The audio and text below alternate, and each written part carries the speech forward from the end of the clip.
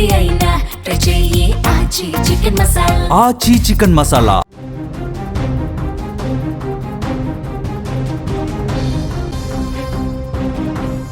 Cherlapalli railway track దగ్గర తన పిల్లలతో విజయారెడ్డి ఆత్మహత్య చేసుకుని రోజులు గడుస్తున్నా ఆ తల్లి తీసుకున్న కఠిన నిర్ణయం వెనుక ఉన్న మర్మం ఇప్పటికీ వేడటం లేదు.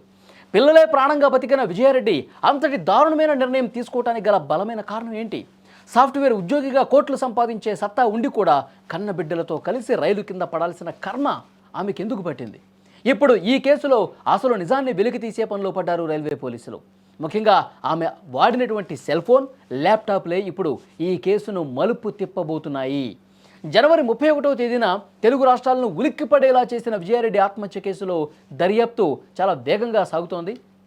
సాఫ్ట్వేర్ ఉద్యోగిగా పేరున్న కంపెనీలో టీం లీడర్గా పనిచేస్తున్నటువంటి విజయారెడ్డి తన ఇద్దరు బిడ్డలు చేతనారెడ్డి, విశాల్ రెడ్డితో కలిసి ఆత్మహత్య చేసుకోవటం కేవలం పని ఒత్తిడి మాత్రమే ఉందా, ఇంకేదైనా బలమైన కారణం ఉందా అన్న కోణంలో పోలీసులు ఆరా తీస్తున్నారు.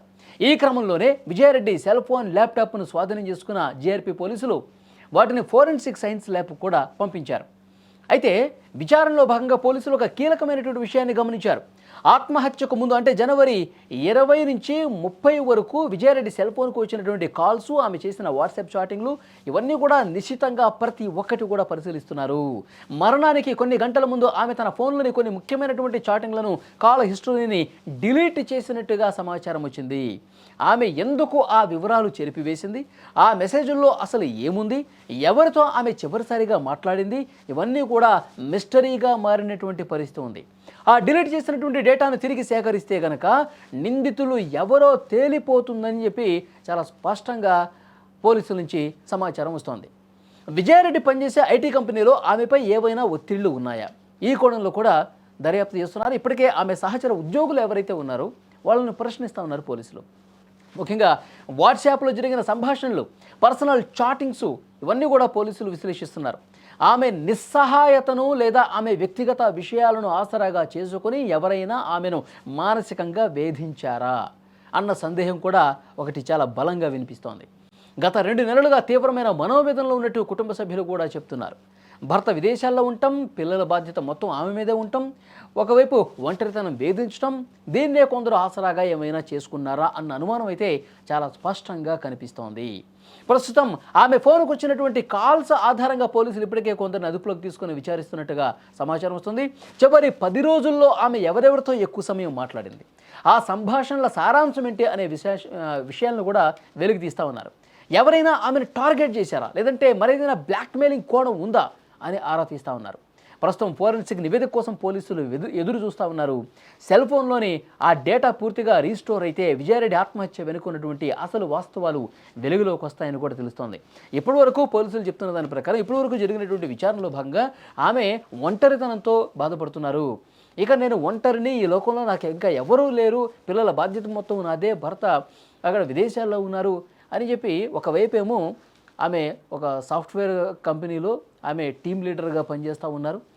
అక్కడ పని ఒత్తిడి ఒకటి, రెండోది ఆమె ఒంటరిగా ఉండటం ఒకటి, ఇవన్నీ కారణాలుగా చెప్తున్నారు. అందుకే ఆమె డిప్రెషన్కి వెళ్ళిపోయి, డిప్రెషన్కి గురైపోయి ఇంకా జీవితం శూన్యంలా కనిపిస్తుంది, నేను లేకపోతే నా పిల్లలు ఎట్లా అని చెప్పి భావించి ఈ విధంగా చేస్తుందని చెప్పి ఇప్పటి వరకు ఒక చర్చ అయితే బలంగా జరిగింది. కానీ పోలీసుల అనుమానం ఇంకోటి ఏదో ఉంది. డిప్రెషన్ అయితే, లేదంటే ఇంకొక కారణం అయితే, ఒంటరితనం అయితే ఇంత సీరియస్గా డెసిషన్ తీసుకోరు అని చెప్పి పోలీసులు ఎప్పటి నుంచో ఒక అనుమానం చాలా బలంగా లేవనెత్తుతున్నటువంటి పరిస్థితి ఉంది. ఎందుకంటే పిల్లలతో సహా మొత్తం జీవితాన్ని ముగించాలి, పిల్లలు ఇంటర్మీడియట్ చదువుతున్నారు, ఎంతో భవిష్యత్తు ఉంది, వాళ్ళు ఇంకా పై చదువులు చదువుతారు. ఎందుకంటే తండ్రి ఇక్కడ తల్లి ఇద్దరు కూడా మంచి పొజిషన్స్లో ఉన్నారు, లక్షల్లో సంపాదిస్తూ ఉన్నారు, ఆస్తులు కూడా ఉన్నాయి. మరి పిల్లలకి ఎంతో మంచి భవిష్యత్తు ఉంది, పిల్లలు కోరుకున్నటువంటి చదువును చదువుతారు, కోరుకున్నటువంటి వాళ్ళు ఉద్యోగం సంపాదించేందుకు అన్ని రకాల వసతులు ఉన్నాయి, సౌకర్యాలు ఉన్నాయి. అయినప్పటికీ పిల్లల్ని తీసుకొని, ఎదుగుతున్నటువంటి పిల్లల్ని తీసుకొని ఆమె ఈ విధంగా పాల్పడిందంటే దీని వెనకాల ఏదో బలమైనటువంటి కారణం ఉండే ఉంటుంది. ఒంటరితనము, డిప్రెషన్ ఇవన్నీ సెకండరీ, ఏదో ఒకటి ఉంటుంది, అది బయటపడాలి అని చెప్పి విచారణ చేస్తూ ఉన్నారు. చాలా బలంగా విచారణ చేస్తున్నారు. ఇప్పుడు ఆ ల్యాప్టాప్ని, ఆమె వాడినటువంటి ఫోన్ని, వీటన్నిటిని కూడా ఫోరెన్సిక్ ల్యాబ్కి పంపించారు. విశ్లేషణ జరుగుతుంది, అన్నీ కూడా వెలికి తీస్తూ ఉన్నారు. ఇప్పుడు ఒక సమాచారం బయటికి ఏమొస్తుందంటే ఆమె జనవరి 20 నుంచి 30వ తారీఖు ఈ 10 రోజుల పాటు ఉన్నటువంటి ఒక డేటాను డిలీట్ చేశారని చెప్పి ఒక సమాచారం వస్తుంది. మరి ఎవరెవరితో ఫోన్లో మాట్లాడారు, ఎవరెవరితో వాట్సాప్లో చాటింగ్లు చేశారు, ఇవన్నీ కూడా ఏ నెంబర్ నుంచి వచ్చినాయి, వాళ్ళు ఆఫీసు వాళ్ళ, బయట వ్యక్తుల, లేదంటే కుటుంబంలో ఉన్న వేరే వ్యక్తుల, ఇవన్నీ కూడా వెలుగు తీస్తున్నారు. ఎందుకంటే దాన్ని రీస్టోర్ చేస్తే ఆమె డిలీట్ చేసినటువంటి ఏవైతే ఉన్నాయో, ఎందుకంటే వేరే వ్యక్తులకి ఇది తెలియకూడదన్న ఉద్దేశంతోనే కదా డిలీట్ చేసేది. ఈ సమాచారం నాతోనే ముగిసిపోవాలి అన్న ఉద్దేశంతోనే కదా ఆమె డిలీట్ చేసింది.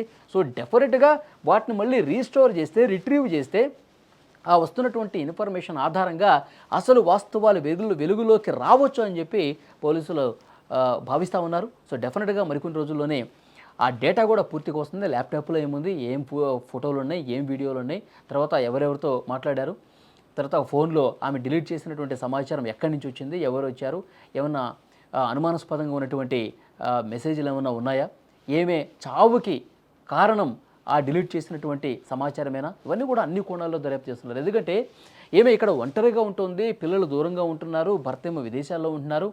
కాబట్టి ఏమే బలహీనతల్ని కొంతమంది ఆసరాగా చేసుకొని బలహీనతల్ని వాడుకుందాం అన్నటువంటి ఉద్దేశంతో ఈ విధంగా మరి ఆర్థికంగానా లేకపోతే ఇంకొక రకంగానా ఆమెను ఏమైనా ఇబ్బంది పెట్టే ప్రయత్నం చేశారా, ఇవన్నీ కూడా విచారణలో బయటకు వచ్చే అవకాశం ఉంది. సో డెఫినెట్గా పోలీసులు అయితే ఈ కేసుని ఇప్పట్లో వదిలే ప్రసక్తి లేదు. ఎందుకంటే చాలా సీరియస్గా, ఫోకస్డ్గా పోలీసులు కూడా పనిచేస్తూ ఉన్నారు. ఆ సమాచారం వచ్చిన తర్వాత, ఫోరెన్సిక్ రిపోర్ట్ వచ్చిన తర్వాత వాస్తవాలు వెలుగులోకి వచ్చే అవకాశం అయితే చాలా స్పష్టంగా కనిపిస్తోంది.